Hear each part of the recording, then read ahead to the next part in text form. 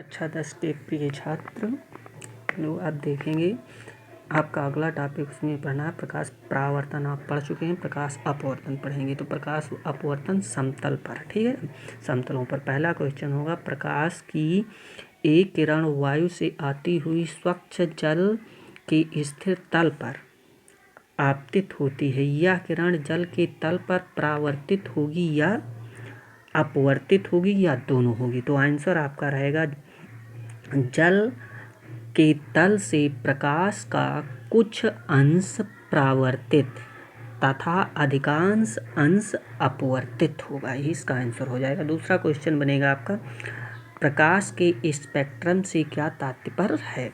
Answer में आप देंगे, किसी मिश्रित प्रकाश के संयोजी वर्णों यानी रंगों के उनके तरंगदैर्घ्य के आरोही अथवा अवरोही क्रम में, यानी हम बढ़ते हुए क्रम में जाएंगे।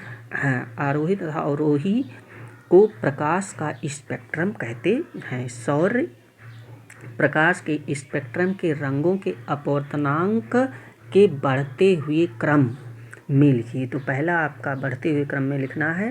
पहला होगा लाल, दूसरा नारंगी, तीसरा पीला, फिर हरा, फिर आसमानी, फिर नीला, फिर बैंगनी।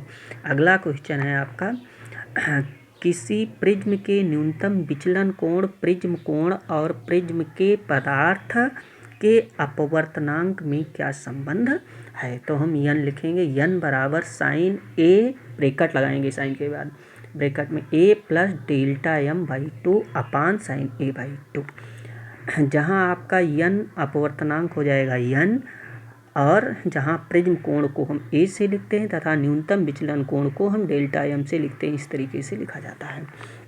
अगला क्वेश्चन है आपका, किसी माध्यम के निरपेक्ष अपवर्तनांक तथा दोनों माध्यमों के सापेक्ष अपवर्तनांक में अंतर स्पष्ट कीजिए, इनमें क्या संबंध होता है। तो हेडिंग देंगे निरपेक्ष अपवर्तनांक, लिखेंगे यदि प्रकाश की किरण निर्वात से किसी प्रकाशित माध्यम में जा रही हो तो निर्वात में आपतन कोण का ज्यों तथा माध्यम के अपवर्तन कोण के ज्यों के अनुपात को माध्यम का निरपेक्ष अपवर्तनांक कहते हैं। अतः माध्यम का निरपेक्ष अपवर्तनांक बराबर बन जाएगा sine I upon sine R. इसे स्नेल का नियम भी कहते हैं, जहाँ आई हो जाएगा निर्वात में आपतन कोण तथा आर माध्यम में अपवर्तन कोण।